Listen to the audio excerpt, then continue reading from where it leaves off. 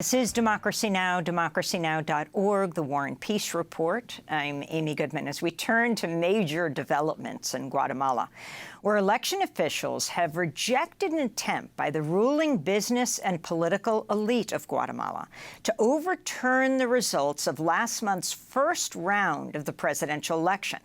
The race is heading to a runoff August 20th between the former First Lady, Sandra Torres, and the progressive anti-corruption candidate Bernardo Arévalo, who's also a member of Guatemala's Congress. The review of ballots came after the party of Sandra Torres, who's been accused of corruption, and her allies challenged the results of June's first round of elections. A spokesperson for Guatemala's electoral court said in an interview with Reuters Thursday the final results of the first round election have not changed after the review and will officially be released next week. But the elite sector still refuse to accept the results. As fear mounts, they'll continue to interfere in the election leading up to the runoff. Protests erupted in Guatemala City earlier this week after the Constitutional Court suspended the certification of the results, which put Bernardo Arévalo of the Samia party, which Samia means seed, in second place, sending him to that presidential runoff against Sandra Torres, the frontrunner. Rights groups denounced the court's decision as anti-democratic. This is an attorney for the Samia party. What is clear is that the slogan of the official party, supported by parties close to the ruling party, is to manage to open as many boxes as possible that will allow them to declare the electoral process null and void so that the election can be repeated. Bernardo Arévalo is the son of the former Guatemalan president, Juan José Arevalo, Guatemala's first democratically elected president. He pushed for revolutionary social reforms when he was in office from 45 to 51. Bernardo Arévalo spoke to supporters in Guatemala City after the first round of the election led to his surprise second-place finish. We will fight corruption, because if we do not fight corruption, we will not achieve development and fight poverty. The persecution of the press is a symptom of the deterioration that this country is suffering under this authoritarian regime. We will fight persecution of the press and harassment of anyone of their ideas or dissent. We will guarantee freedom of expression, freedom of the press, and freedom of protest. For more, we go to Guatemala City, where we're joined by Samuel Pérez Álvarez, Guatemalan congressmember, who is Secretary General of the Progressive Guatemalan political party, Samia. He was elected to Guatemala's Congress in 2020. Welcome to Democracy Now! So there's all sorts of internecine squabbles within the ruling political and business elite right now. First, were you shocked by your own candidate coming in second? And can you talk about what this means for Guatemala, and if you expect, though it is expected that the elite will seek further recounts, annulment, that this runoff will happen on August 20th? Yes, of course, we were surprised by the results, but it was logical that all this elite and this corruption regime were going to give fight against us, because this review of the ballots, it was just an excuse because they were saying that we manipulated the results in order to commit fraud. But it was impossible for us to do that because we have no economic resources. We didn't have candidates all over the country, and we are relatively a new political party. So it was really difficult for us to compete in this election, and now they are saying that we manipulated the results. So it was game-changing for Guatemalan political perspective. It is the first time that this happens. So can you talk about what Samia represents and what it would mean if Bernardo Arévalo became president of Guatemala, what he ran on his platform? Well, we are a social democratic party, but we have some priorities. that maybe that scares some political elites or economic elites. We have some priorities that will take us some time to solve here in Guatemala, because we have this democracy, it isn't at its best. So the first thing is that we're going to fight against corruption, and that means a big administrative reform of the state. The second thing is having a market that works for all. So we plan to pass the first antitrust legislation in the history of Guatemala. And that is breaking all these market concentration, monopolies, and everything, and market imperfections. So that is maybe the most scary things for economic elites here in Guatemala. And the third thing is a massive investment in health, in education, social security, and public services.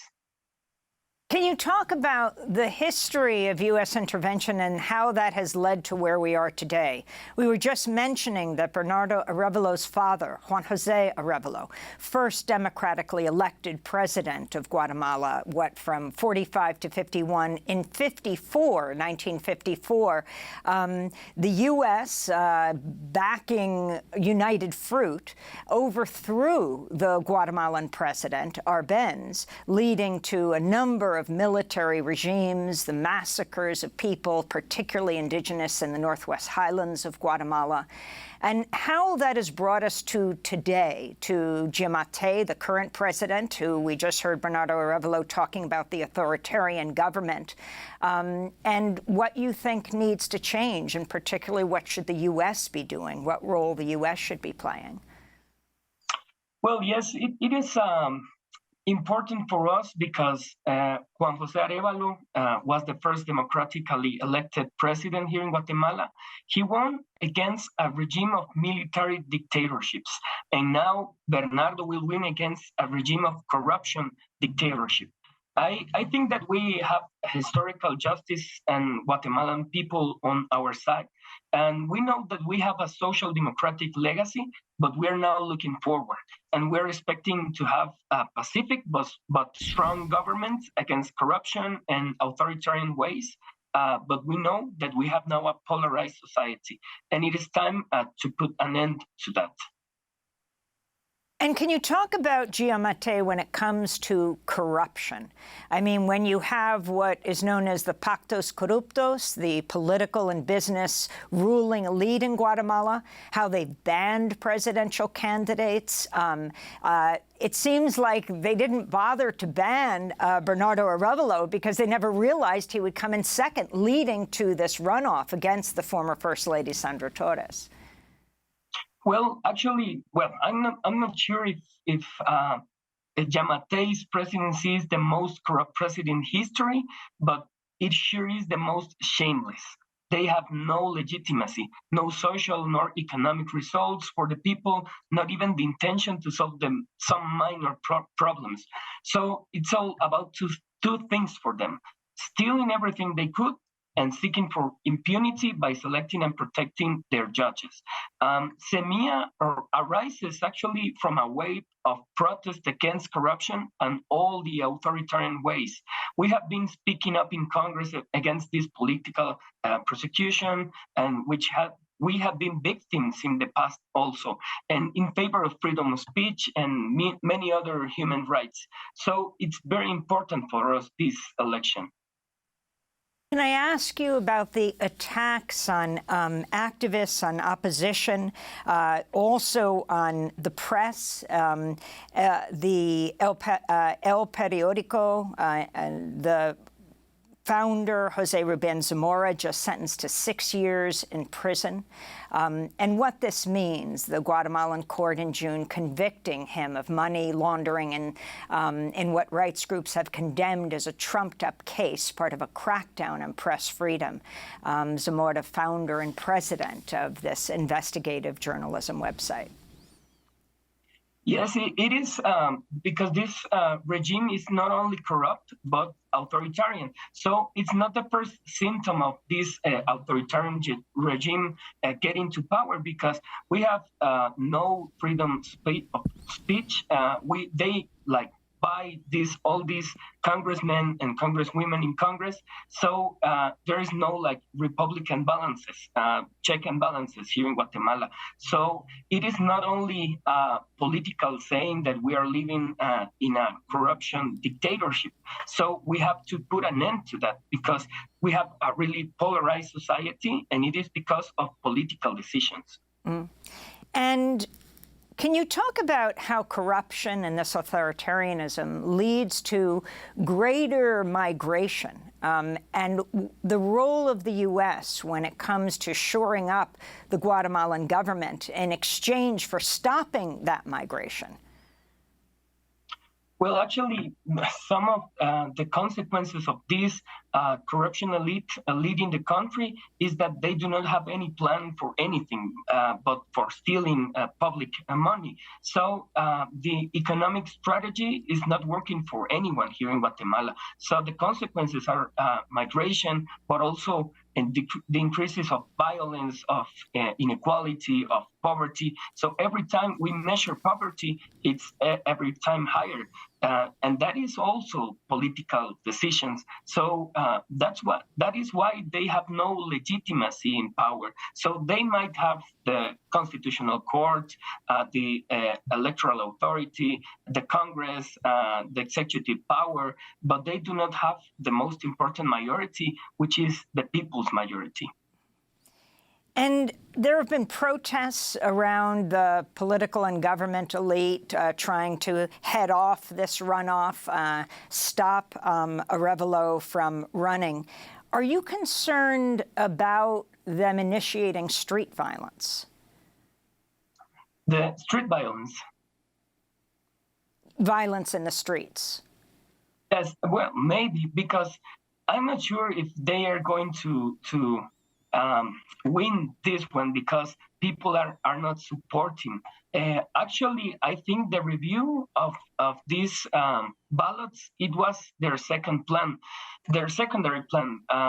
If it had came out for them, everything will be different now, but it was a big failure for them.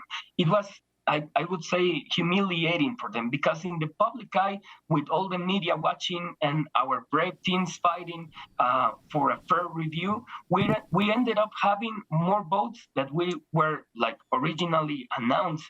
And it wasn't a lot, but a couple of thousand of votes that they typed it wrong. So we are now stronger than ever. So I'm not sure if they're going to be like stopping Bernardo for running for the second round.